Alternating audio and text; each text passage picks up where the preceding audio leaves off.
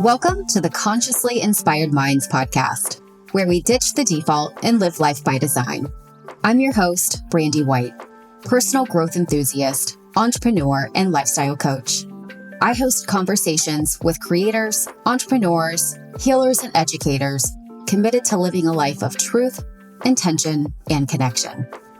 Understanding how to evoke their higher nature, our guests take us on a journey of what it means to embody a life of conscious inspiration, joy, impact, and service. Get ready to be inspired.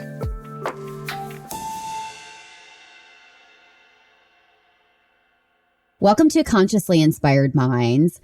I have an exciting guest on today, Kenya Simmons. And Kenya is the founder of Sistergirl Dream Big, LLC. Kenya Simmons is the visionary founder of Sistergirl Dream Big, a transformative one-day intensive workshop empowering women to turn their dreams into reality and live the life they've always aspired to. With a passion for helping others reach their potential, Kenya has crafted this platform to equip women with essential techniques and guidance. In her current role as Senior Global Program Specialist at Honeywell Corporation, Kenya is an integral part of the Global Program Management Office, or the GPMO, as she may refer to it later, within the Learning Division. And here she leads the GPMO Inclusion and Diversity Task Force, emphasizing her dedication to creating an inclusive work environment. Moreover, Kenya spearheads the GPMO Women in Program Management Initiative, advocating for increased female representation and success in program management roles. Kenya's education includes a doctoral studies in business administration, specializing in organizational leadership. She further holds a master's degree in business administration with her foundational knowledge rooted in a bachelor's degree in electrical engineering, which we'll get into more here in a little bit. Beyond her professional pursuits, Kenya is an active member of Delta Sigma Theta sorority, highlighting her commitment to community engagement. She embodies the spirit of a serial volunteer, dedicating her time and expertise to various causes and initiatives, demonstrating her dedication to making a positive impact beyond the workplace. Kenya, how are you? Welcome. I am fantastic. You made me feel important. I'm like, woo, who's you that are girl? Important. You're so important. We and all making are so much important. impact. Yes. we are important. Being in this world, we all have a purpose. And I'm just Amazing. putting my footprints on this land that we called Earth. So I'm excited. Yes, you are. Yes, you are. There's so much I want to get to today. So we'll just get straight to it. Tell us a little bit about your childhood, Kenya, and how you saw the world and how you saw yourself in the world. So I'm born and raised in Charleston, South Carolina. I actually know that a lot of Ohioans love Charleston, South Carolina, because Yes, every time I go back home, I see the license plate Right. of Ohio there. Matter of fact, as we weave into a little bit more about my story, I used those same Ohio license plates to get me to Ohio. So my childhood, interesting. My father was in the Air Force. Mother worked at a hospital. She calls me her retirement baby because she had me late in life. Okay. My dad was excited, but my mom was like, what happened? I'm not supposed to be happening. Kids this late in life. So that evolved. And now I am her daughter that solves everything from the DirecTV to the, how do you make this internet go? So I guess she's happy that she had me later in life so I can help her later in life as well. We love each other. So I grew up in Charleston, South Carolina. I grew up in what they would consider, poverty state, but it wasn't because my mother and father never felt that was the case at all. I went to Catholic school from nursery, daycare, all the way up to 8th grade, went to private school. Tired of wearing uniforms, so I begged my mom that I can go to public school in high school. And in the midst of that, my father passed away, got killed by a drunk driver on New Year's Eve. Oh, wow. And he was coming home for my birthday. and the drug driver killed him. And I definitely can remember that day vividly because I was 5 years old. I was 4 at the time. The way I saw the world, that's when my world changed, when he was killed. And I saw the world from a different perspective then, realizing like, okay, what is my impact in life? Who am I going to become now that my father's no longer there? And thinking about that at 4 years old, it seemed as if my eyes got brighter to the world. I was more observant on my surroundings and what other people were doing in that environment that I was in. And realizing that I'm now going to be protected even more because my father's no longer with us. So my world changed when he passed away. That was my childhood. And at the same time, I had to understand, okay, what am I here to do? What am I here to prove? Luckily, my mom always got me involved with extracurricular activities. I'm a professional dancer, ballet point, jazz, lyrical, praise dance. That is my go-to. That is my outlet. When I don't know what else to do, I'll dance, I'll sing, I'll break out in the song. Just like today is Taco Tuesday. So I think about terrific Taco Tuesday. So that is my go-to. I'm grateful for my mother who saw that dance was a part of my life, made sure that I got into dance lessons 3 days a week. I was also in the band. I also ran track. So I was very active, given the fact that things changed in my life at a young age. She made sure that I maintained a sense of normalcy in my life by making sure that I was involved in a lot of things, which was awesome. And while I was in high school, I was in the 11th grade and I remember having to make a decision of what do I want to do in life? Where do I want to become? What's going on with that? And so I thought about medical versus engineering. And to be honest, I was like, okay, I'm with the money. It's definitely going to be with, Aren't we all at I'm that going to be age? with the money, right? So I was like, technology is going to always be changing and people are always Right. going to need doctors and nurses. So which one are you going to do? So I decided to do the engineering. That's when I went to South Carolina State University.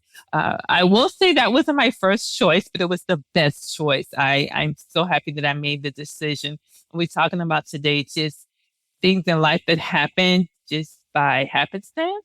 Mhm. Well, I don't even remember applying to South Carolina State University because I wanted to Really? go to Florida A&M University. Yes, because I've been in the band every year, was going to band camp. Yes, I am a band camp and band camp every year.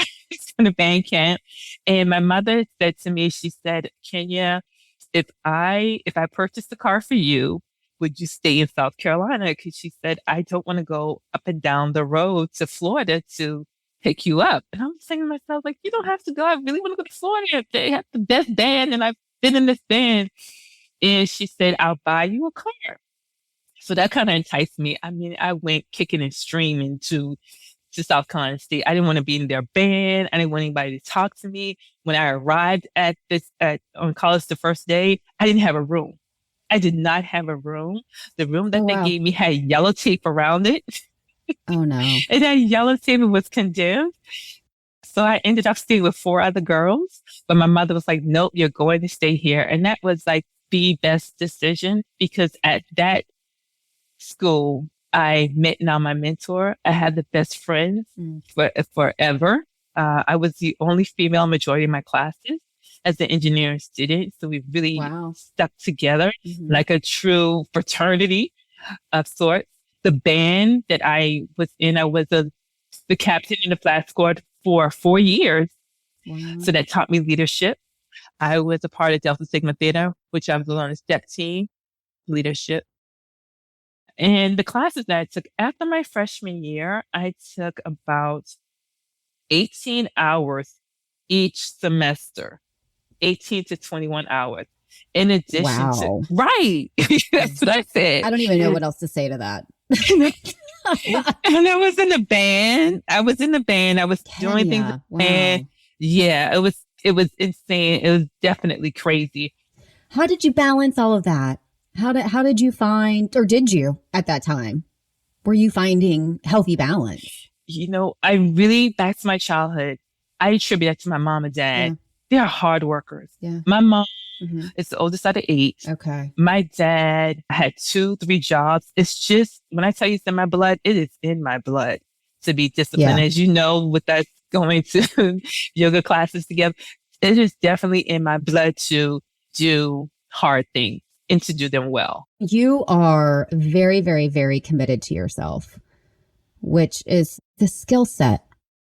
And we have to really get honest with ourselves. Truly, definitely a skill set. And it has to be embedded in you. Like you really have to. I have affirmations around my house. I have affirmations on my computer that says, Kenya, you got this. You can do all things through Christ who strengthens you. You're more than a conqueror. So those things, those motivations throughout the day help me. And even when because I love to travel also, in addition to that, I definitely like to travel. So just also going to various countries, I'm more grateful of opportunities that I've had here. So yeah, now that I think about it, it all is evolving together from my childhood, from going to South Carolina State University. So now at this point in my life, it definitely stems from how I was raised. And that was to be a good person, to be committed to your word, to be goal oriented, to set goals for yourself and to stay consistent. That's important as well. So all of these skills brought me to the place that I am right now today.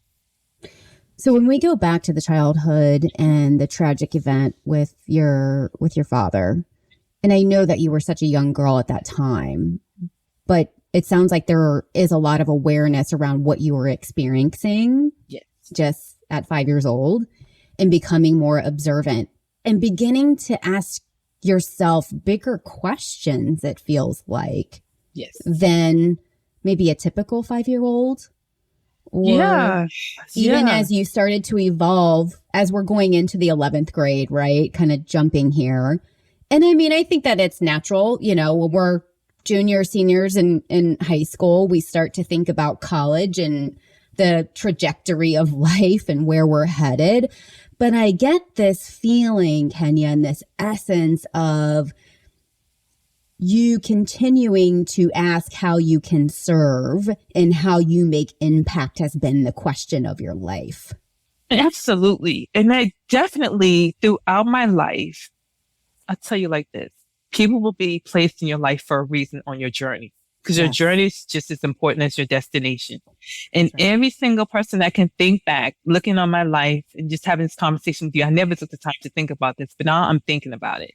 And from the time that my mom and dad raised me and then placed me in city extracurricular activities, my dance teacher, super disciplined, consistent, had impact. My dance classes, Brandy, were $12, whereas the point ballet classes were $80 to $100 a month.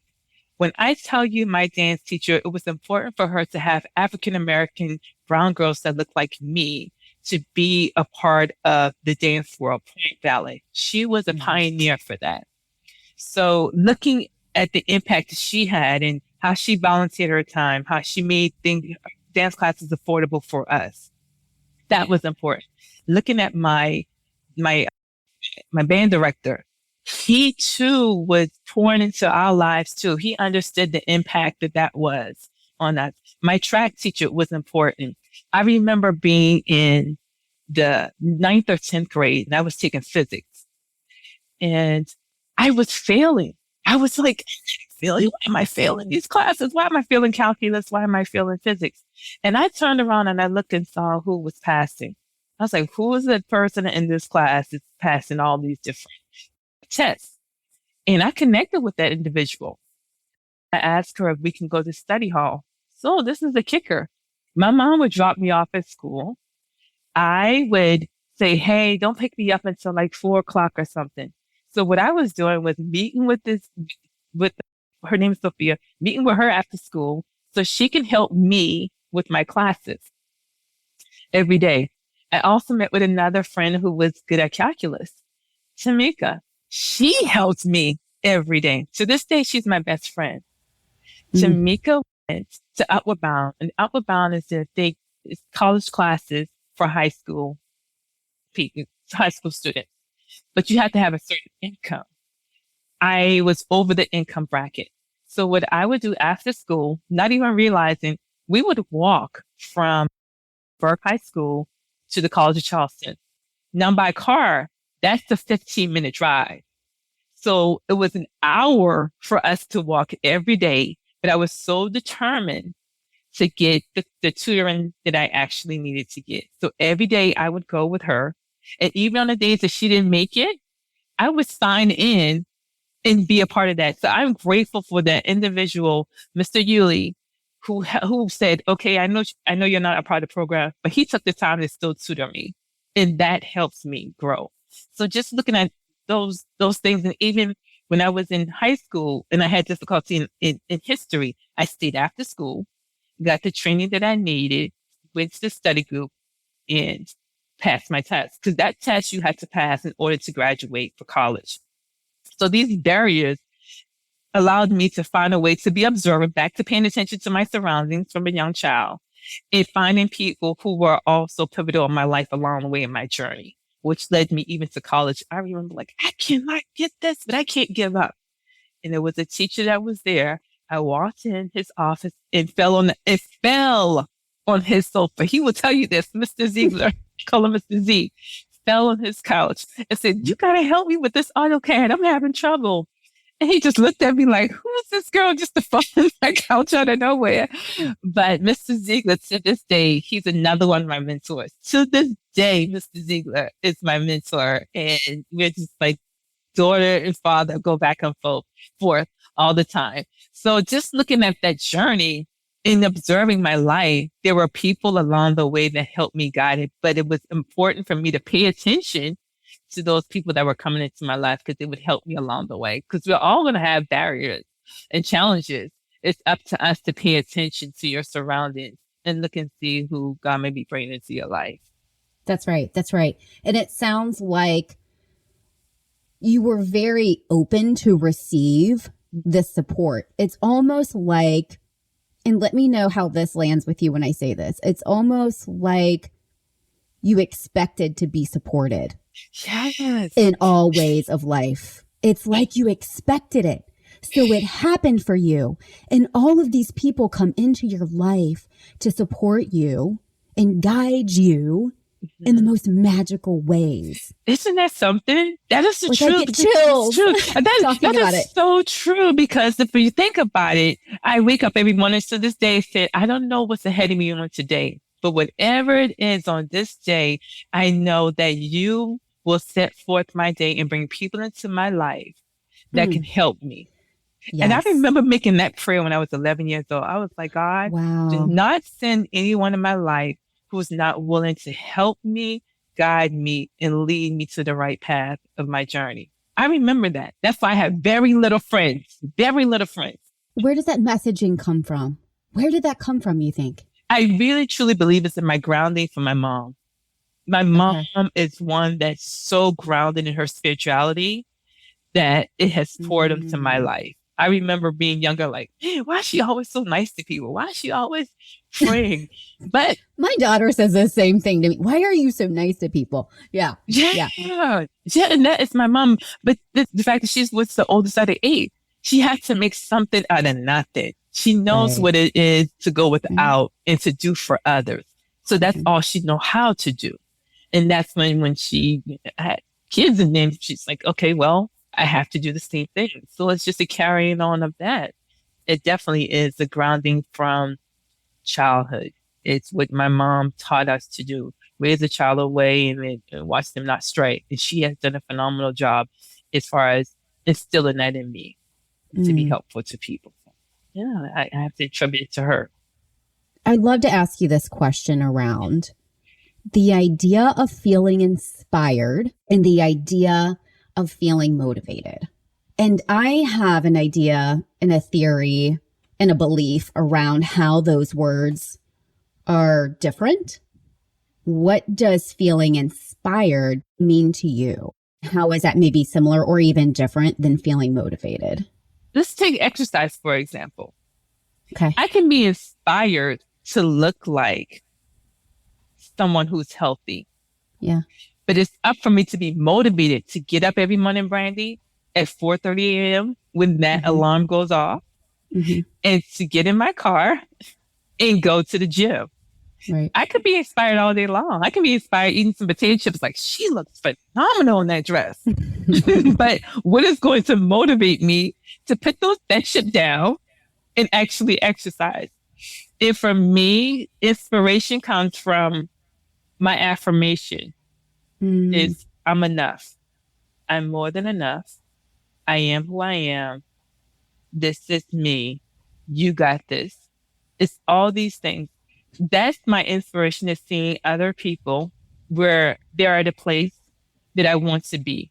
So what's motivating me is to see them in that role, but it's also what motivates me, truthfully, is me.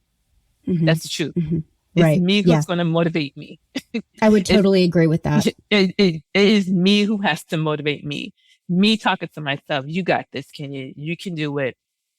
My favorite scripture, I can do all things through Christ who strengthens me. That's me every single day. As I walk out the door, I say the serenity prayer, which is by my door. I say that every single day as I walk, because I can't give me the courage to change the things that I cannot change. The wisdom to know the difference. That's important to me. So for me, that's what motivates me, is me. Keeping myself inspired, keeping myself motivated for my goals and achievements, because I just don't want to have regrets. Like, coulda, woulda, coulda. Right? Okay. Coulda, woulda, coulda. Where do you think that comes from? Where do you think that comes from, the fear of not having regrets, or having regrets, rather? What it comes from is seeing people die around me who didn't have the opportunity. That's what it is. It's like, we're not going to be here for long, so just do it. That's where it comes from. Just like in COVID, I had a lot of people passed away. Upon graduating from college, I had people that passed away within 5 years of us graduating. And I think about, what if they had the opportunity? They don't have the opportunity to do this. So do it, Kenya. They wish that they had legs. You have the legs. That they can breathe on their own, but they can't. Because I also have a background of working at a hospital and volunteering at a hospital with kids. And seeing those kids every day fighting for their lives with cancer, seeing people who just can't move. I remember being on the hallway and I saw a little boy on his bicycle because he couldn't go outside. He had to ride the bicycle up and down the hallway, and the nurses were running after him. But I was smiling. Because I'm like, look, he has cancer, but he's still happy. That's what's bringing him joy. I can walk outside this hospital. He can't. Not at the moment. So that for me inspires me to think about people who can't do the things that you and I could do. And it's almost like what I'm hearing is this thread that you continue to pull for yourself, and what reveals itself along the way to you in the way of feeling inspired. And of course, life experiences that fuel your motivation for that, because in the late, great Dr. Wayne Dyer is a huge mentor to me in the way that he explains inspiration and motivation is something magical that just grabs hold of you, right? Like, it just grabs hold of your soul and it just latches on. And if you listen to it, it will create so much joy, impact, abundance in your life in ways you couldn't even imagine. But the motivation piece is, to your point, up to us, almost respectfully coming from an ego state of being, in the way of, okay, if this inspiration is on my heart, if I'm inspired by this, there are things that have to be done to get to that thing. And the humanness of this physical life we're in, having to make certain achievements or get certain things accomplished or get in particular rooms that get us connected to the right people, the right places, the right things. Correct. And that's you being creative in that way and finding a spiritual solution to what you see as a challenge, but a challenge that you're inspired by and in turn find the motivation to achieve and to be. And that's who we are. That's exactly right. That is exactly right. I think you said a lot in that. We have to challenge ourselves. I think also, do you believe that you have to make, for me, I have to make small goals. Sure. Say, for example, I am invited to go to an event and I make it a goal for myself, talk to 5 people. Make sure you talk to 5 people at that event. So those are small goals. And when you talk to 5 people, let them know what your dream and aspiration is. I just came back from Texas and I made sure I told myself when I go in this room, smile at 3 people. Just smile and just like kind of wave. And I did that. And I remember one of the ladies that walked up to me, she actually walked up to me and introduced herself. She actually was a sorority sister. I was like, what? She was a sorority sister. And she said that she has a podcast and she wanted to interview me. So if it wasn't for me making those little small goals, those intricate little details such as that, I would not be on the podcast that I just did for her 2 days ago. Right. Talking about STEM, talking about engineering. So those things, we have to have small goals for ourselves that will motivate us to do what we need to do because it can be life-changing. It can be definitely life-changing. Back to Sistergirl, leading into Sistergirl Dream Big, living the life that you want. And these are those small wins and opportunities will help you.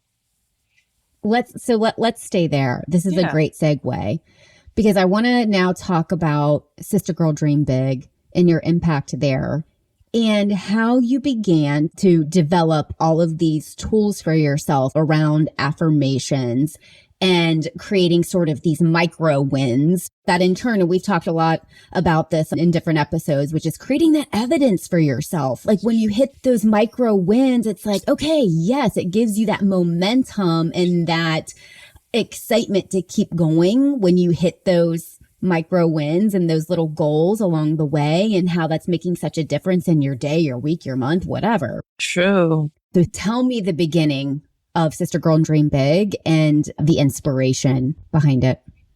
Thinking about when something is pressed upon your heart, I began to recognize when you have a true dream, it really is a dream. It's given to you for a reason. And I can recall, I have this book called Rich Dad Poor Dad. I also like Wayne Dyer and so many different other inspirational Eckhart Tolle, just so many. And I remember just thinking about women. And women have a tendency, we don't physically go after, let's say, a job qualification. A man will look at that job requirement and see that, okay, I have 2, and it has 16 things that you need to be qualified for. A man would be like, okay, I have 2. I'm going to apply. A female looks at it and say, no, I don't have, I have 13, but I don't have 14, 15, 16. So they won't apply for it. That's just something that we won't do. And I began to see that over and over and over again. I'm a part of Big Sisters, and I've had 4 little sisters. And looking at their lives, they never had what you and I have. For example, I remember taking one of my little sisters to Olive Garden. She had never been to Olive Garden. She had never been to the mall before. All these different things. And I was like, does she know the life that she can live? And she didn't know what she don't know. And I was exposing her to that environment. Like, this is another way out. I remember giving her an example of, said, what would you prefer, living in an apartment or ordering a duplex? And I was giving her all the rundown and the numbers and everything. And initially she said, well, my mom's doing good on welfare. That's fine. She's living okay.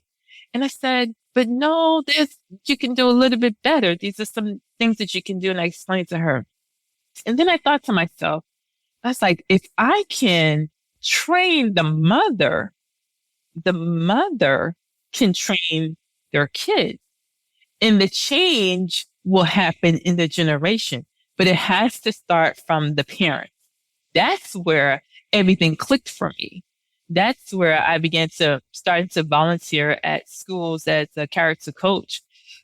And every Friday, go to schools that were high risk schools and talk to the kids about character coaching. Because I said, if I start with them and helping them, then that'd be great. And then I applied for a position as a teacher at a college. And then I was like, okay, can you go ahead and start teaching adjunct faculty and getting to their parents? And that's when I began to evolve and understand. I'm like, okay, there's more that needs to be here.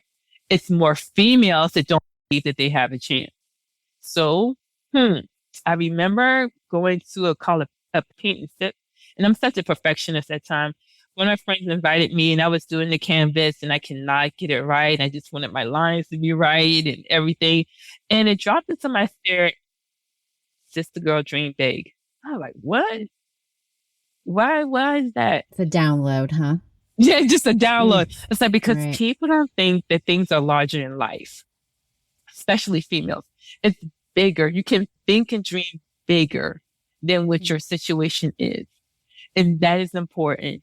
And they need to be motivated. They need to be inspired. They need a workshop that can teach them some of the tools and training that they can have to live in a day to day. And then they can impart that into their family. So that's how it all started. And let me tell you something about fear, the false evidence appearing real. So I believe that I couldn't do it by Marianne myself. Williamson. Right. That's where I first heard that. Yeah. It's from her. And I love it. I love it so much. I'm so happy you said it. Yeah. So happy you said it here. Yes, yeah. Absolutely. And so I remember talking to my best friend, and I was like, I have this idea about a workshop to teach women and teach them about the life that they want and how they can dream and make it exactly what they want it to be. And I said, would you join it with me? And she was like, well, what's the name of it? I was like, it's called Sistergirl Dream Big. She was like, that is amazing. It's a good name. I was like, it is? She's like, yeah. She's like, yeah, I'll join in with you. And so then we got the ball rolling. Her and started, because again, back to, you can feel inspired and motivated, but you need that extra push. Right. And that's why you need some people in your life to go, yeah, I believe in you can do it. Matter of fact, come on, I'll support you. We need someone to help build that confidence. Yes. Build that confidence. That partnership, that support. Absolutely. So her and I began to partner together, our letter reads, and we partnered together to build this one day intensive workshop. Okay. The different activities that we have. We talked about energy branding. I remember it's an experiment that we had 2 hangers. And it's amazing that our words have power. You know it does. And we had asked one of our audience participants to think of something in the room, and the hangers point to it. I said, just your thoughts. Wow. Just your thoughts will transfer with that object. I said, think about something positive. Think about something negative. Did exactly what it needed to do. Just our thoughts. Thinking about what do we intake with our food. Think about the things that we listen. Think our cell phone. I remember talking about some tacos. Went to check my cell phone. It was a coupon for a taco. So I'm sitting here like, this is something else. So our air gate, our eye gates, all those are important. And especially for me, when I go to sleep at night, I make sure that I meditate. And I'm also listening to manifestation meditation when I go to bed, because I do not watch television. I don't watch the news. I don't want that to seep into my spirit. Right. Because I don't want that to in my subconscious at night. Mm-hmm. So I want to make sure that I'm refreshed and revived when I wake up in the morning. So that's how Sistergirl Dream Big actually started, from a thought, a vision, an idea that God gave me. He just downloaded it into my spirit. So tell me about the women that are coming to this workshop, and how are you finding these women who may be a good fit for that experience? Yeah, so it's all about advertising. We use social media. We have word of mouth. And the people that are coming there are people, I'll tell you this, they want to change. Yes. They want to be transformed. That's important. They want to feel inspired. They're at a crossroad in their life. They don't know what to do. There are people who are depressed. There are people who want to receive so they can fill their cup up and pour it into someone else. Those are those type of individuals that come into our team. And one of the activities that we do, we have an index card, and it actually lead this activity, and we write down, how do you feel who you are? I am strong. I am amazing. I am abundant. I am full of life. I can be my best self. And then we take that card and we tell them to give it to somebody else. That's what we do. Beautiful. Because we want to encourage each other. So you turn it, you turn to your neighbor, turn to whoever, and you give that, and you read that to them, to each other, to pour into each other. So that's one of the activities that we do in our workshop. Yes. And so how are these women feeling after this day of intensive awakening? Oh, inspired. I know one of our attendees, she went on to college. She went on to get her associates. Then she went on to the University of Cincinnati. And now she's a dental hygienist. Yeah. So she had the dream. Wow. We gave her the tools to achieve her dream. It's plenty of stories like that. Plenty of stories that I hear people tell me, and they ping me on Facebook, even to this day, even my students, because even when I wasn't, so this is all about preparation too, Brady. It's important about preparation. Mm-hmm. So the times that I was going to the schools on Fridays to speak to the kids, I was pouring to them, but they were also pouring into my life, because now that gives me the opportunity to be in front of all these women to pour into them, because I was trained. The fact I was an adjunct faculty person, I was pouring into them. But again, it built me up to pour into the women that I have today. And I think that's the thing about being in service. It's always a win-win. And I think that's why we always feel so great doing it. Yes, absolutely. It absolutely is a win-win. Every time, because I was just at the Alzheimer's walk on last week. That was my first time. And they had different flowers and the different colors of the flowers. One of the purple was for someone who you've lost to dementia or the disease itself. Yellow is that you're supported, or just different colors. And I would have never thought that I had to pick up a purple one. So 2 years ago, I lost my uncle to the dementia. And I was like, oh my God, this is, like, again, life-changing. This was along my path, along my journey, who taught me about real estate, who taught me about leadership. And I volunteered with the hospice center. One of the activities was to do this walk. And never would I have thought that I would be picking up a purple flower in honor of my uncle, who was a part of my journey as well. Isn't that something? Just in my giving of my time. But that was one of the activities that was involved in. I wasn't going to do it. She was like, oh yeah, come join. I'm like, okay, I'll just join. And it wasn't until that moment that I realized what impact that was when I picked up that flower. I was like, wow, this is like, I can really understand what people are going through, because it was a part of my journey, it was a part of my life. And that's what makes me relatable to a lot of people, because I can relate to some of the things they went through in their life. And we go through things, Brandy, in our life for a reason. So we can help people. So we can help people along their journey. So we can be more relatable. So we can say, well, I guess I can trust her. I trust her because she understands where I'm coming from. He or she understands where I'm coming from. And that's important. So situations and circumstances come into your life for a reason. Back to my father, losing my dad at a younger age, I can now pour into my godchild to say, your dad is amazing. I wish I had my dad here. Just, you may get angry sometimes, but think about what life would be like without him. You still can hug him. So at least I can pour that into other people's lives. Cause like, you have time. I wish I had time. All my memories went away when I was 4 years old. My life began all over again, felt like. So it's just things like that that makes me back to my journey. Things that happen in our lives for a reason. And I think it's our ability to, and your amazing ability to reframe negative experiences, or what we might be seeing as negative experiences. Okay, so how, as opposed to looking at this as a victim of whatever might be happening, how do we see it as, how is this working in my highest good? Yes. Right? Yeah. And it's also, like, for me, how am I being fully supported here? Yeah. Right. And for me, what it is, what is here to teach me? What is it? Right. What is the lesson? What lessons do I need to learn in this? Any Right. situation that comes into my life, okay, if this happens again, recognize it. What would you do differently and move forward? Mm-hmm. Because otherwise, you're going to keep learning this lesson over and over again. So pay attention to what's happening in your life. Recognize what's going on. Strategically figure out who needs to be in your life to help you if you can't help yourself. And then move forward. Because help is always there. We just don't recognize it. Right. And we have a hard time asking for it, don't we? Yeah, I was going to say, and we also don't use our voice to do so. Especially as women. Oh, especially that receivership. As women, we do not. And I remember I did a presentation. That's why now when I'm back to leadership, now it's so important for me. I've done 15, I had to count it, 15 panel discussions, 15 presentations in the last 2 years. Wow. And including diversity and inclusion. And it's specifically to women. And I'm making sure that women's voices are heard in the room everywhere we go.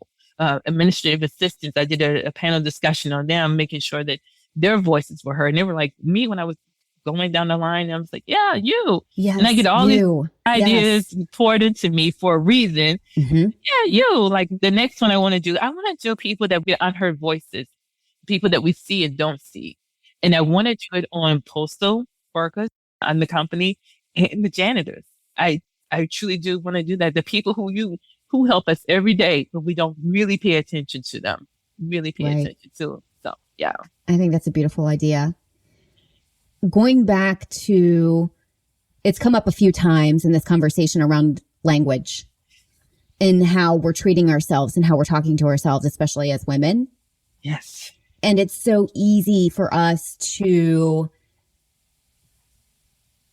be unkind to ourselves and judge ourselves and tell ourselves we're not enough and tell ourselves that we're not worthy enough. What is your advice to women who find themselves in this cycle of negative self-talk? What tips would you give them and how to pull themselves out of a really hard emotional state and maybe even an emotional pattern that they've embodied their entire lives? Absolutely. So I would challenge them to, I call it pain body. And I heard this from Eckhart Tolle.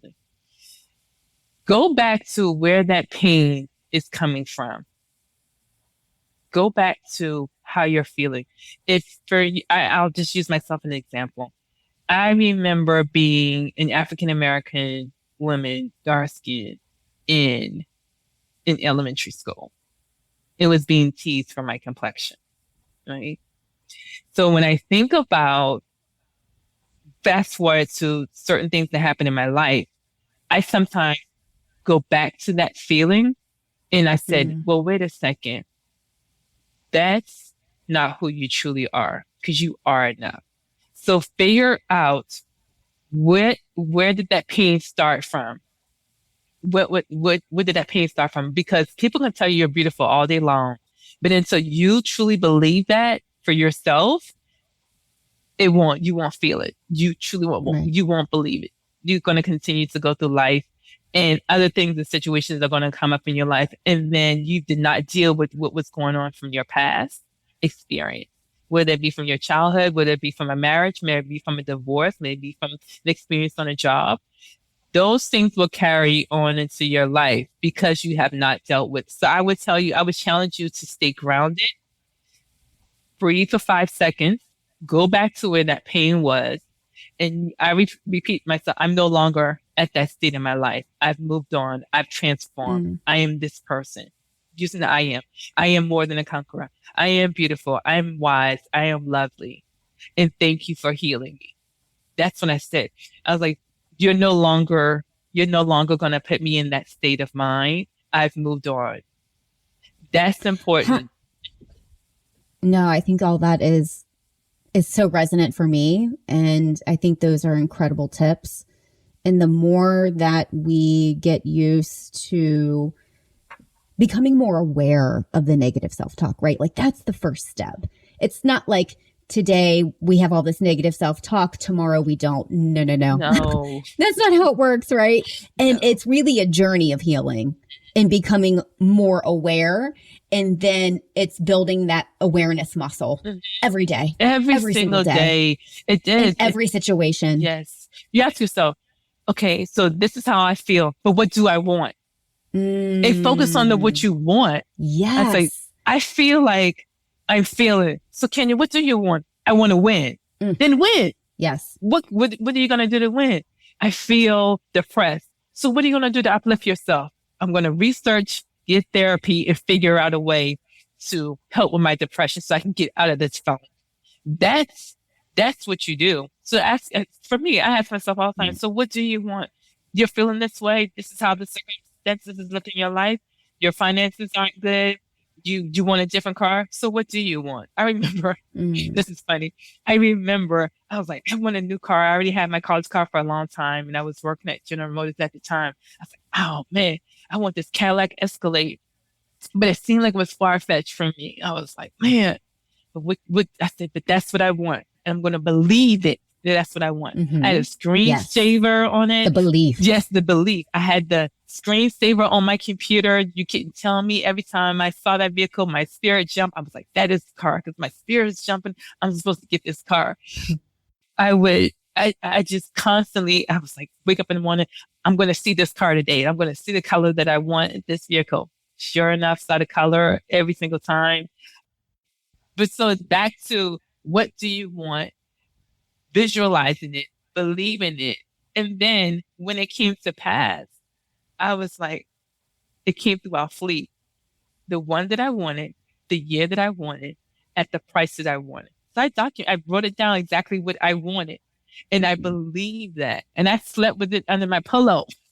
This is so true. Whatever it takes. Whatever it takes. That's what it is. Whatever it takes to believe in it. And then it came to fruition. And I had already seen the soul sign. When I walked up to the car dealership and saw that soul sign, I was like, oh. And that's it. You're so right. It's about the visualization, the belief, and not just like not dabbling and I think I want that, and wavering and waffling. It's like, no, like if there's something on your heart and you want to visualize it and really believe it for yourself, it'll manifest, right? Like let it chase you. Yes, let it chase you. Yeah, definitely. And I say that I remember a few days ago, I don't chase it. It chases me. Because I've already believed it. I already set in the atmosphere. It's going to manifest and come into my life. It's so true. But another good point that's important for our lives, make sure that you have people in your life that will cheer you on. Because when I got my 100%. Cadillac Escalade, my true friends, who I only have as true friends, they were more happy than I was. I mean, they were playing the Cadillac song. They were jumping up and down. So you want to have people who are on your team and truly want to see you win, and not one that says, you should not get a Cadillac Escalade. Every single person in my life was like, yes, we love it. Give us a ride. Right. Those are the people that you want on your team. Yes. Is important. Yeah. People who will celebrate you. Who absolutely. Celebrate you and celebrate with you. Absolutely. I love that. So ladies, all my ladies out there, ask for what you want. Don't ask for what you don't want. Let's ask for what you want. Just that small change in language and awareness. Absolutely true. Will make such a difference. Absolutely true. Please take that away with you today. No matter what the circumstances, no matter what it looks like right now, I'm telling you this, the honest goodness truth. No matter what it looks like at the moment, it can change. As long as there's breath in your body, it can change. Believe that it will change. That's the important part. Believe, act on it. Faith without works is dead. I can wish I had a Cadillac Escalade all day long, but if it's up to me to work for it, to believe at it, to have my finances in place, and then it manifested, right? Because again, faith without work is dead. I have to have my faith, and I also have to put in some of the work too. Like the ladies for Sistergirl Dream Big, you can want a better life, but those ladies came to the workshop. Those ladies got the training. Those ladies got the strategic plan that can go forth in their life and the guidance. That's important. They took action. Direction. Yeah, absolutely. They took action. Amazing. Kenya, I want to talk about your passion for volunteering. But first, I want to lead with this question, which is, what does leadership mean to you? Leadership is influence change. Leadership to me is the getting buy-in from various individuals. Leadership to me is pouring into people so they can be their best selves. That's what leadership is for me. I remember being at General Motors and we had to get everybody trained for green belt certification. And the administrative assistant was on my team. And she said, Kenya, you all are talking all this engineering language and finance language all around me. How do I play a part into that? And as a leader, I saw how important she was. I said, listen, you are excellent at determining what slides I need for my presentation, how I can get in quickly with the VP and get my questions answered and decisions made in 10 minutes. I said, can you work with me once we complete all of these different activities that we have in tasks? Work with me on doing this presentation. And what can I get from all of these, what I can get from the project? What presentation do I need to show to the CEO? Because I only have 10 minutes. That's all I have. The attention span for them is 10 minutes in and out. And so for her to say to me, Kenya, wow, I never thought that I had a place on this team, but you saw in me that my value of being on this team. And that to me is a good leader. Seeing the value in people, seeing what they don't see, that's important. That's being a leader. A leader is also, my intern this past summer is from Jackson State University, super shy. I invited her to every single one of my meetings. I made her a co-lead in all of my meetings. When I went on vacation, I said, take over. Wow. Take over. And trusting her. Because I've taught you, I've trusted you, I've guided you, you've shadowed me the entire month. Now I can go. I remember another colleague said to me, he's like, you're not afraid for her to take your job? I said, why? Number one, the same way I got blessed with this job, I'll have another. But number two, it's really good. What's the sense of not giving somebody else the opportunity that I have and move forward in my life? So no, I'm not worried that she would take my position. That's being a good leader, is instilling that in somebody so they in turn can take your spot. That's a good leader because you've showed them the way, right? You've shown them the way so you can go forth on. So, and then that's also instilling in some skills within that individual. If I'm not pouring into you skills you can use throughout your life, then I'm not a good leader. I'm not. If you can't remember anything that I've taught you this whole time that you've been on your internship, then we've wasted some time, some valuable time that neither of us can get back. And what I'm hearing in everything that you're saying is finding true deep connection with other people. Understanding one another and their gifts, their passions, their inspirations, their motivations, their intentions, all of that, right? Like that is a good leader. And that is everything that you're embodying by empowering anyone that you lead. Anyone. And it's a feeling. Absolutely. Right? Like it's a feeling. I have to make them feel good. For me, I believe in changing the atmosphere. When people come in with the attitude, not with me, okay, I give you a nanosecond, but I'm going to change your outlook. Hey, how you doing today? In your face, how you doing? How's life? How's it going? So you have to get back to that level of getting your mind off of whatever was going on before you walked into the room with me, because now I'm going to talk to you. And I had to get there. I'm the shy girl. I still am the shy person. I'm still the introvert. I do extrovert things. I'm truly an introvert. Give me a couch at home and let me be to myself and watch some movies. Same. Right? But I'll go out in this world and do all these extrovert things and come back home like, because you pour out so much. So you have to refuel yourself back up, and exercise does that for me. It re-energizes me because I'm pouring out into people. And that happens as a leader. You have to pour out into people. Leadership to me is big. That's why I studied it. I went back to school to understand what is a true leader. What is What is that about? How can I be a better leader? That's important for me too. Leadership has always fascinated me. It's a big fascination of mine. Yeah. And there just is no quick and easy way to accomplish good leadership. And I think that's what sometimes can be lost on people. And we learn and we grow and we expand and we understand what that means. But I think in our evolution and where we are in the way that we see the world, and I think you and I have so many similarities in how we see the world and how we see connection and how we see relationship with people. It's something that has to be truly nurtured. I totally agree with you. And one point that I actually wanted to make also is when you're having a bad day or you're not a good leader at the time on that day, a mentor told me this. She said, one day does not define your whole life.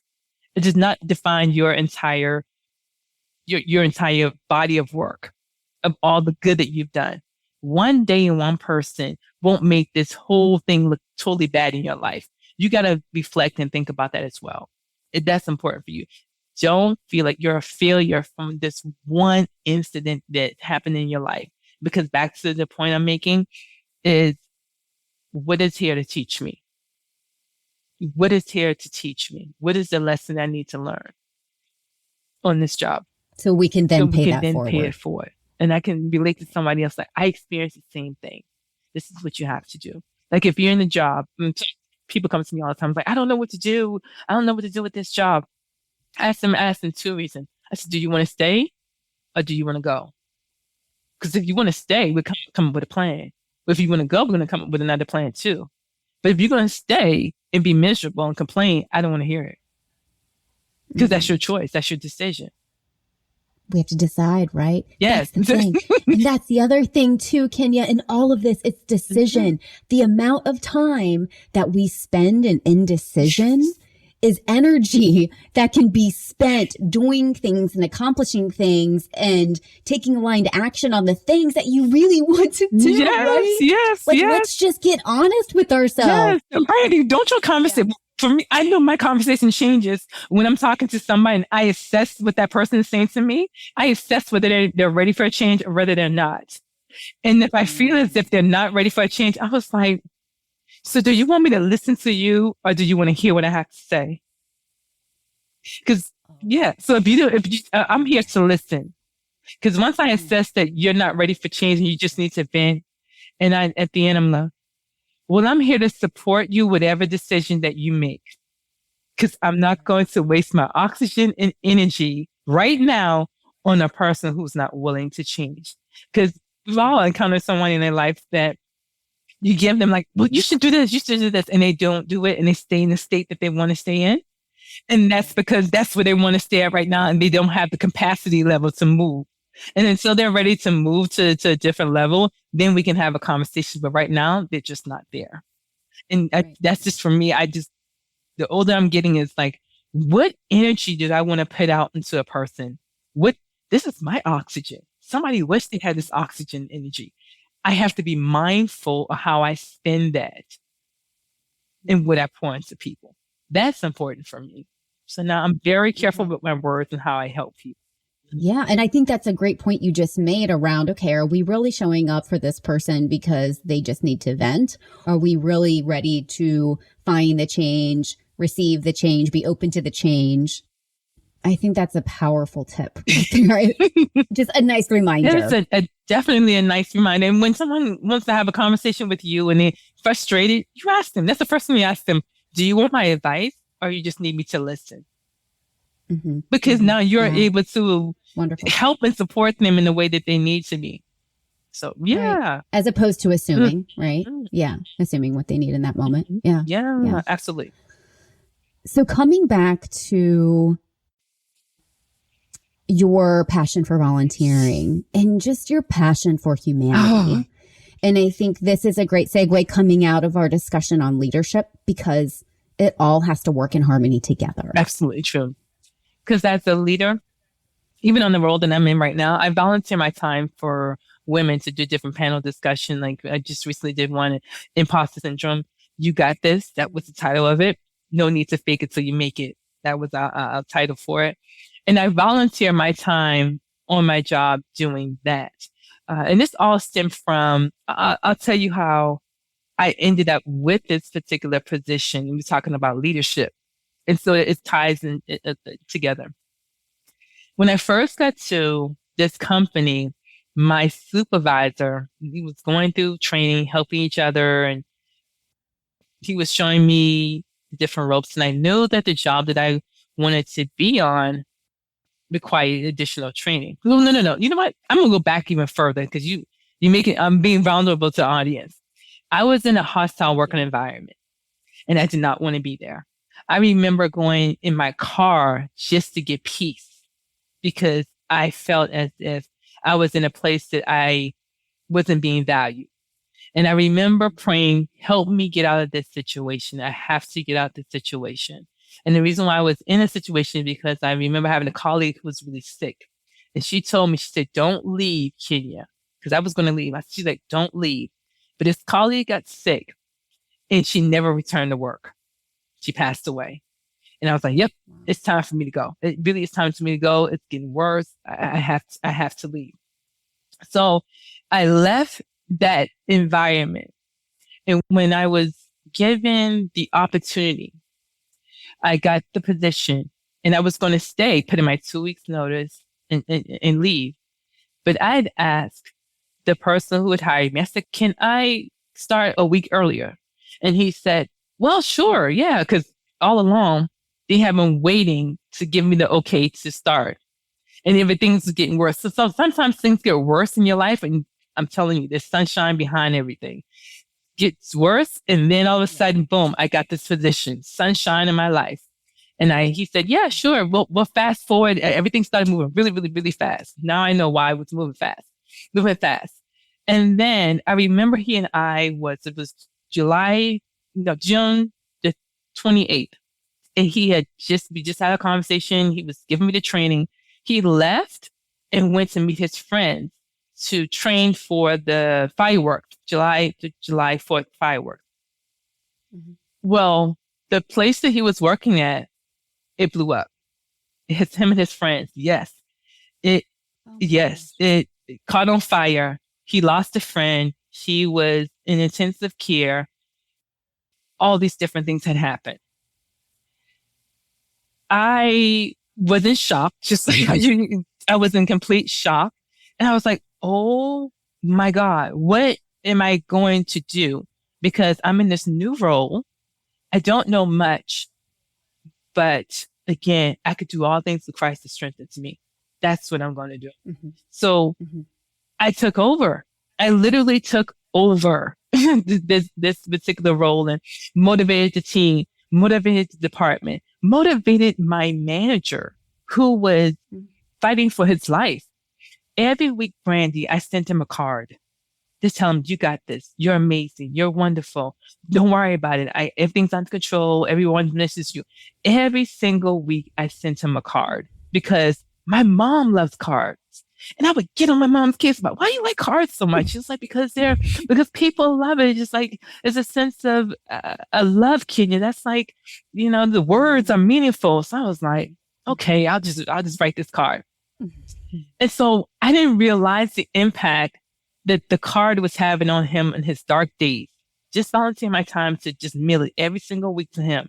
At the same time, working with the team to be a leader, to build morale, to rally behind this. I didn't have any experience. I had experience, but I didn't have any experience per se as to this particular department. But again, these individuals trusted me to help them achieve all the different goals that they have. And when I tell you that my life has changed, I've got promoted 2-3 times since that. When my manager came back, I hadn't seen him. I had never saw his face ever. I interviewed on Teams. I never saw my team and my team itself in person. I saw him a year later.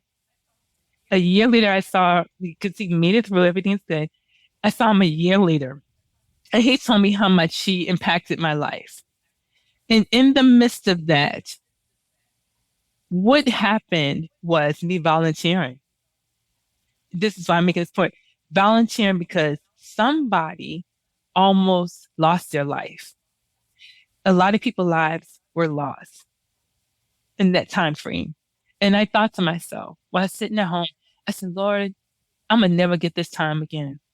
So I packed up everything in my house, packed up every single thing, got on the road, and went and volunteered every single state.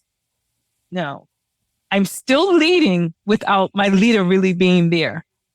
Leading every day. Okay. That is full trust and support right there. Yeah. Every single day going, and I'm going further. I started here and then I went all the way out to Seattle, down to California, drove right back up here, volunteering every single day at a location. I would get up at 4 a.m. because the further you go out west, the time difference, and work with my team, still send cards to my manager every single day, and then volunteer in the evening. I would get up, look at my Apple phone, type in volunteer, pray, and say, well, what's today? What's today look like? Where should I go today? And I would go. You didn't even have a plan. I didn't have a plan. You didn't even know where you were going from day to day. I didn't know I was going that day. Kenya. No, I didn't know where I was going that day. Just going to trip you out. So all this is happening right in the background with my manager and me still leading and all these different things. I remember being in Des Moines, Iowa. And I called and I said, are you all looking for any volunteers today? And it was like, yes, we're looking for a volunteer. With like 2 people called off today. We have 200 boxes that we need to ship out for the Uber Eats to send to the people in the neighborhood. Yes. And I got there and they were like, if you had not shown up, we don't know how we were going to make these boxes by 12 o'clock. So it's amazing how you have to listen to that voice, step out on faith, and watch how life will turn out for you. And that was volunteering every single time. And then this one here, this I have to take a moment for a second. I was getting so tired, Brandy, so tired as I was driving because I didn't know where I was driving to sometimes. I mean, it was me and the bison on the road sometimes, just crazy. And I remember stopping at a gas station and I was like, Lord, am I going to make it? I don't know if I'm going to make it any further. I'm sitting there pumping gas. This man walks out the booth, walks up to me and just starts talking. Just the worker just start talking. And I just happened to look down. I looked down at his name tag and the name was James. That's my dad's name. Mm-hmm. That is my father's name. So it was him still influencing my life that you got this. You're doing the right thing. You're serving. Right. You're doing what you need to do. You can make it. I was just like baffled, like, oh my God, he was just talking away. And I'm sitting here like, I'm having a moment with my dad. You know what I mean? This man has no idea. No idea. But I'm having a sure moment of, okay, Dad, I hear you. I can keep going. I can keep moving on. And I went to the next city and started working, doing my task. And the thing about it, Brandy, no one knew that I was doing this. I was showing up to my meetings on time. No, my mother didn't even know. No one knew. Why didn't anyone know? It wasn't supposed to. I didn't want them to worry. Right. Sometimes we have dreams and aspirations. I get it. When it's complete, you can share. There's certain dreams and aspirations. Everybody's not equipped for it for you to hear it, handle it. And I didn't want any distractions or any. I didn't want any distractions at all. I get it. You get it? Yeah. So I absolutely. So and we're gonna have and I didn't want any distractions, but again, back along the way of this journey, there were people coming into my life to tell me to keep going. Incredible. To keep going. Even when I was, oh my gosh, I was in a city, I was in a country area, and it was the Craters or something. I can't remember the name right now. I'll remember in a second. And I remember I am lost. Like I have like a half a tank of gas. I have 90 miles. I am lost and I don't know if I'm going to make it to the next city. I was like, my GPS was not working at all. The GPS was not working at all. I pulled up and I saw this building and I remember the doors were locked, completely locked. And I was like, Lord, I gotta figure out because I don't know where to go next. I don't have a GPS. I walked, I walked away, turned back around. There was a ranger, my first ranger I ever saw in life, walked past me. I knocked on the door. He came to the door. And this was at 6:30 in the morning, dark, 6:30 in the morning, walked up to me and he said, hey, I was like, can you help me? Cause I'm lost. Like I really don't have a GPS and I need to get to this other state. And he was like, well, how did you even get in here? I was like, the gate was up. He was like, cause nobody's here. It's just us. It was like a campsite. And I said, well, can you help me? I told him where I was from. He said, well, guess what? I'm from South Carolina. I was like, oh my God. You cannot make this up. You cannot make it up. Make this up. This is not coincidence, everybody. Yes. Like this is divine intervention right now, right? I was like, yeah. Well, he's like, yeah, I went to school at Clemson, Clemson University, Clemson, South Carolina. He's like, are you serious? I was like, number one, you're my first ranger. And then on top of that, you're from South Carolina. There's no way. I cannot. We're already friends. There is no way that this is happening. But he pulled out a map. He directed me exactly where I should go. And that's how I ended up in my next state. That is exactly how it happened. I'm telling you, these small little things, the journey is just as important as your destination. It really is. It really is. And yeah, so volunteering for me is huge. It's huge for me. Huge for me. I love to volunteer because I know that it's better in my life as well as somebody else's life. And everybody has a story. And I stayed at Airbnbs the whole time. And every time I stayed at an Airbnb, there was a story from the person, the host that I stayed at. Amazing stories. I definitely want to. I'm not sharing a whole lot because I want to. My friends told me to write a book about it. As you should. I should write a book about it. It sounds like an amazing book. I would definitely buy. I love to volunteer. Yeah, absolutely.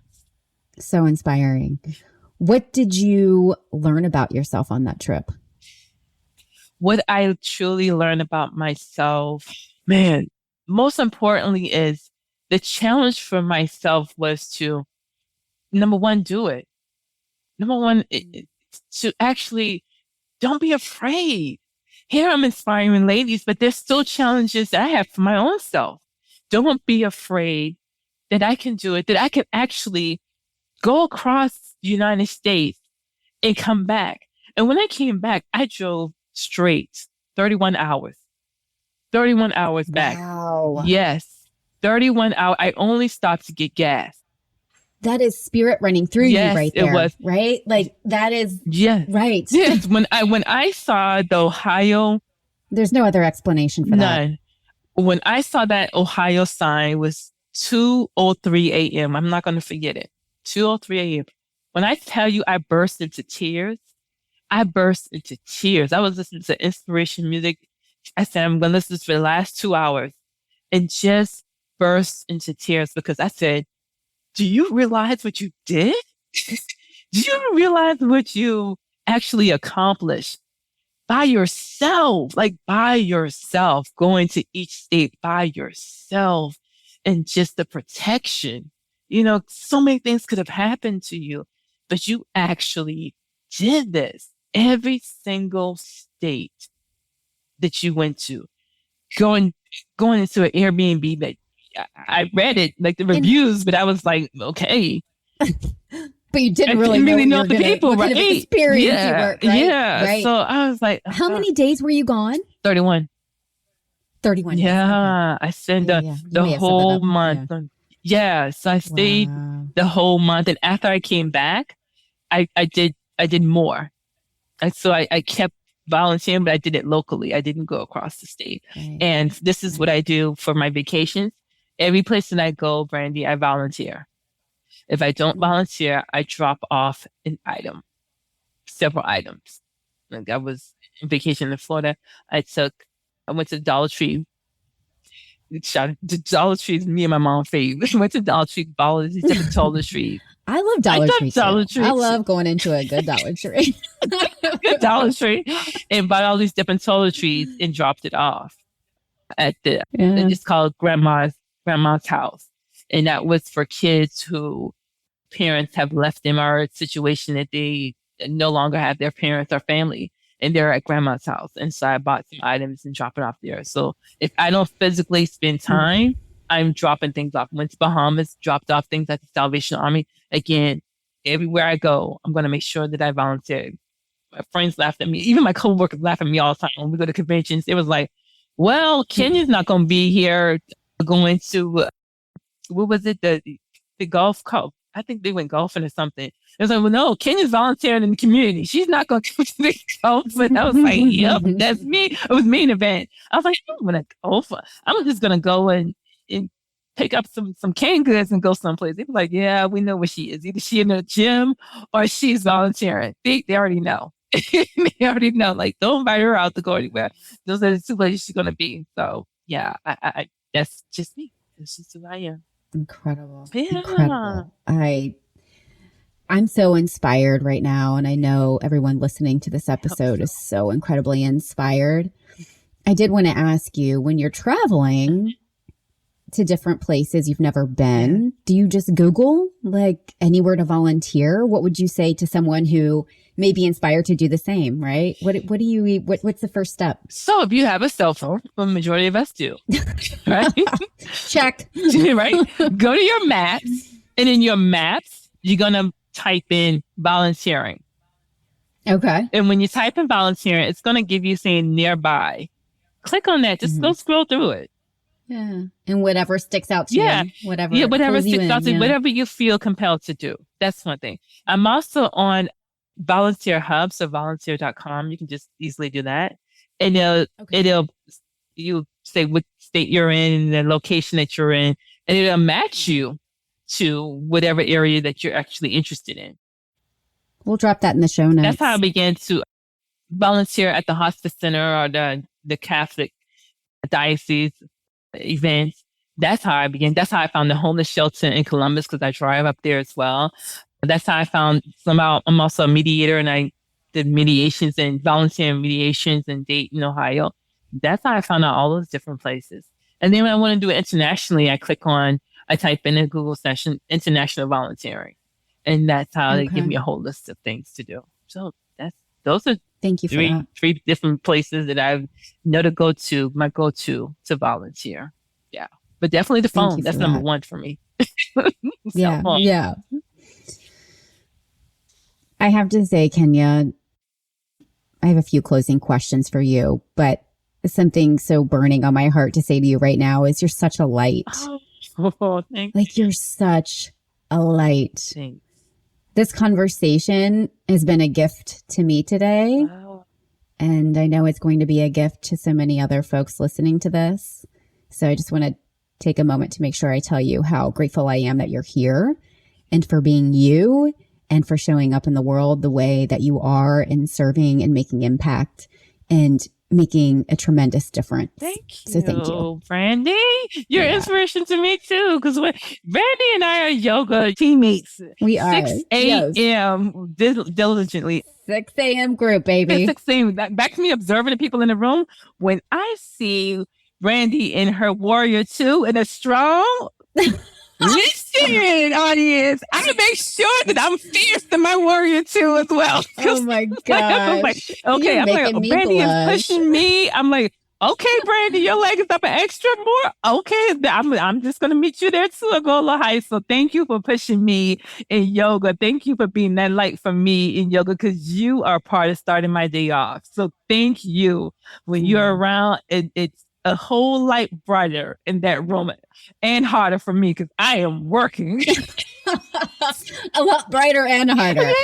Yeah. So thank you. That's so what much. It's all about. That's what it's all about. 6 a.m. crew. Love our crew. You're sweet. You're so sweet. All right, Kenya, a few closing questions for you. How do you find authentic connection with others? A smile.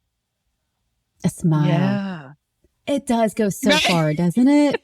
It goes so far. It's a smile. It really is. I remember working, and I was walking down the hallway, and a former colleague of mine, his head was down. And I said, look up, look up. You can't see nothing down there. You got to look up. Look ahead of you. Right? What's down there? If it ain't $100 bill, then what you looking down there for? Look up. And I remember some days later, he said, thank you, because I was feeling really bad that day. Like really, really, really bad, really horrible about what I was going through in life. And you told me to look up. You told me that everything was going to be all right. And I was like, I really just was, I didn't think anything of it. I really was just saying, look up. It's like fun and kidding. But a smile can change a person's life. It can, right? I have seen people change just by smiling. And that also gives them an opportunity when I smile and say, hey, how's your day going? You're like looking around like, me? I'm like, yeah, you.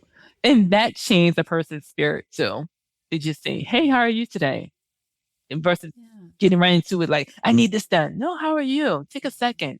How are you doing? How's the family? See them for a moment. Yeah. See them for who they are. Like, that's important. So I was simple as a smile. Yeah. Yeah. Amazing.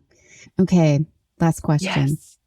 What does it mean to you to live a consciously inspired life? Oh, I'm just going to use that word inspire. Every day that I wake up now, I know that I can have an impact on someone's life, including mine. That's what I'm conscious about. Inspiring others. So what do I want my legacy to be when I leave here? I want my legacy to be that she was here to help, support, inspire, change. She was here to teach, grow, expand others. She was here to love, be kind to others. She was my biggest cheerleader. She was my go-to person when I needed inspiration.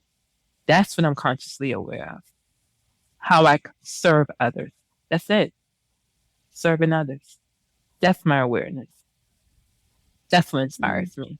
Making other people a better person. And a group. Better people, better person, better individual. That's it. And lastly, to make my parents proud. That's right. Gotta make the parents proud. Make our parents proud because they instilled all this in me. So I want to make sure that I am carrying on the legacy of my dad and my mom to be our best authentic self and keep my hands open and not closed. She always, when you have your hands closed, Kenya, you can't receive anything. But when you open it up, you can give, and you would be surprised at the abundance of blessings that will come back to you. That's what she tells me. And it's so true. Yeah.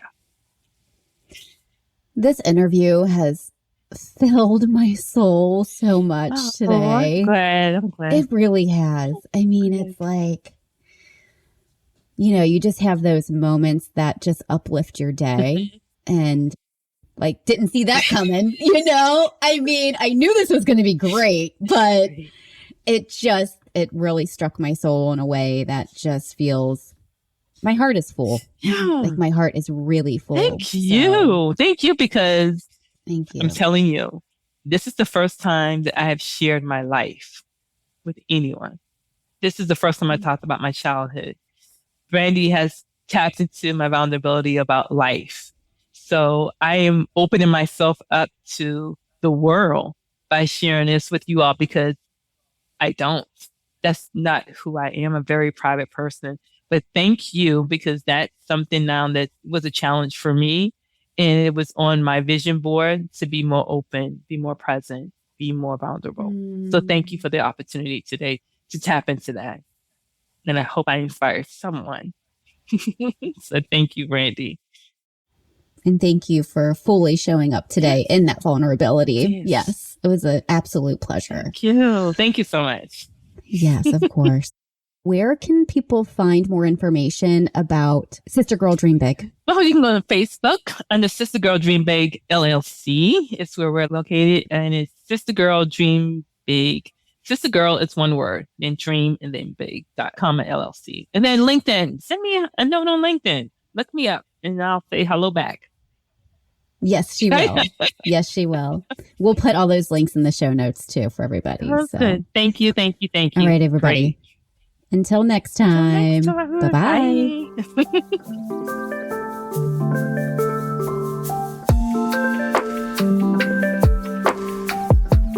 That's all for today. Thanks so much for joining us. If you enjoyed this episode, please subscribe and leave a review. If you'd like to learn more about Consciously Inspired Minds, you can visit us at consciouslyinspiredminds.com.